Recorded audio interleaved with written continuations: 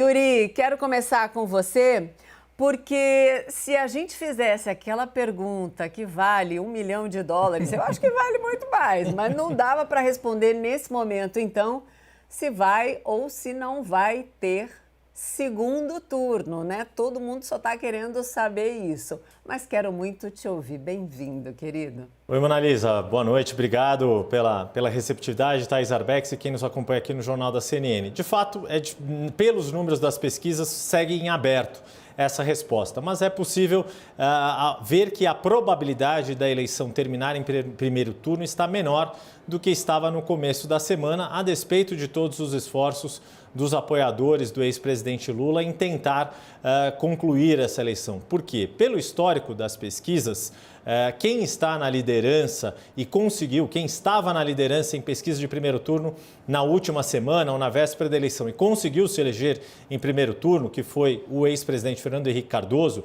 ele aparecia com índices bem acima dos 50% dos votos válidos, mais próximo dos 55% do que dos 50% cravados, como está agora no Datafolha, em mais uma edição, uma sequência de edições em que Lula aparece com esse percentual. Então, esse é um dos aspectos que se permite avaliar isso, que a probabilidade da eleição precisar de 2 turnos está maior. E, em especial, por aquela questão da abstenção, que já foi bastante explorada ao longo desta semana, de que ela é maior entre os menos escolarizados, que é onde Lula tem um maior eleitorado em comparação com o presidente Jair Bolsonaro. Importante registrar que, no Datafolha, Jair Bolsonaro tem mantido essa estabilidade nos 36% dos votos válidos e a tendência aí dessa disputa particular entre Simone Tebet e Ciro Gomes, que ajuda também a explicar, né, a mostrar que com esses votos da terceira e da quarta via, digamos assim,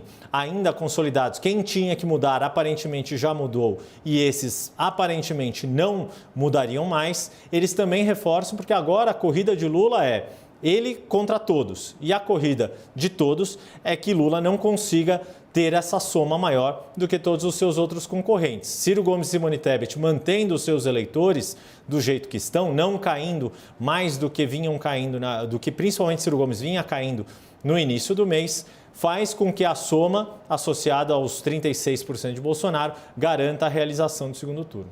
Sim. Thaís, olhando para os números de agora e também para aqueles lá de começo de agosto, quando a gente passou a acompanhar então mais intensamente, eu tive uma sensação da cristalização dos números. E o tanto que a gente ficou muitas vezes ali só olhando o primeiro e o segundo lugares, mas isso que o Yuri levanta para a gente é absolutamente precioso, né? Parece que o cenário está dado e que a disputa vai ser sim no voto a voto. Boa noite, Mona Lisa e Yuri, a todos que estão aqui com a gente neste sábado. É o famoso só termina quando acaba, né, Mona Lisa? Isso que vai acontecer amanhã. O que a gente consegue ver nesse Datafolha que talvez seja o mais interessante e seja o movimento que mais interessa a Simone Tebet?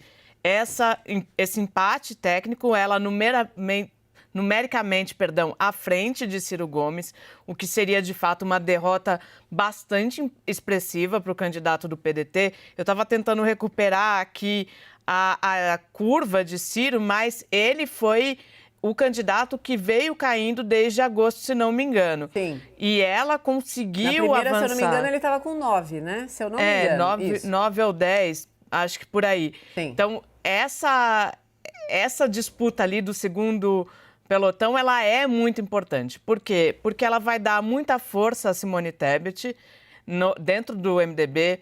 A gente precisa olhar para trás o histórico dela, né? A gente precisa ver que ela batalhou muito por essa candidatura, ela conseguiu segurar essa candidatura a despeito de toda a tentativa de evitar que o MDB tivesse uma candidatura própria. Tinha um grupo bastante forte tentando levar o MDB já para uma aliança com Lula.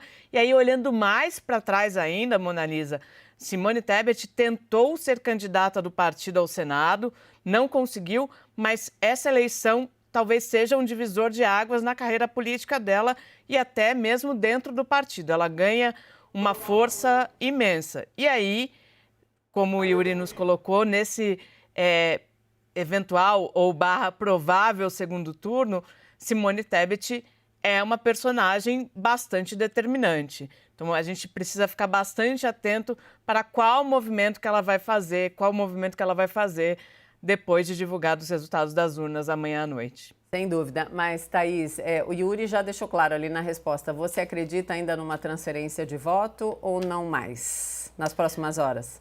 Monalisa, eu não consegui olhar exatamente como o Datafolha mediu a consolidação dos votos de Ciro e Simone. O que a gente tinha acompanhando essa semana é que os eleitores, tanto de Ciro quanto de Simone, ainda tinham um percentual bastante grande que se dizia com possibilidade de mudar de voto. A gente sabe que no Brasil, as eleições, muita gente decide ali na hora, né? Na fila, na urna. Basta você conversar costumo dizer, com as pessoas normais, né, da sua família, que não acompanham o político o tempo todo. Eu amo quando a gente se intitula não normal. Tá mais do que aceito, diga. Mas quando você fala com essas pessoas, você percebe que elas, de fato, não estavam acompanhando como a gente, por dever de ofício, está acompanhando. Então, pelas medições das pesquisas, a gente ainda vê uma possibilidade, mas com essa consolidação que vem também há alguns dias, esses números bastante estáveis de Ciro e Simone, embora mexendo um pouquinho ali, não sei se tem ainda mais gente para mudar de ideia nessa véspera de eleição, Monalisa. Ótimo.